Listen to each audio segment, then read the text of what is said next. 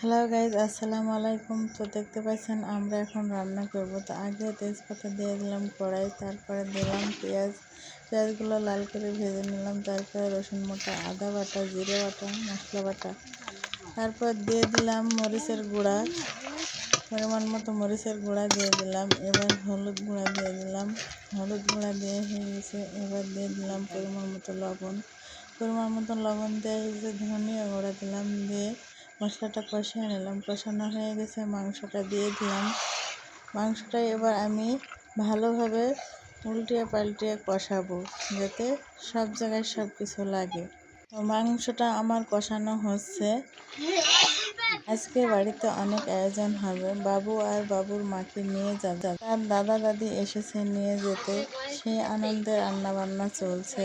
আমি জানি না আমার রান্না কেমন হয়েছে। তো আজকের মতো ভিডিও এই পর্যন্ত। ভালো থাকবেন। আল্লাহ হাফেজ।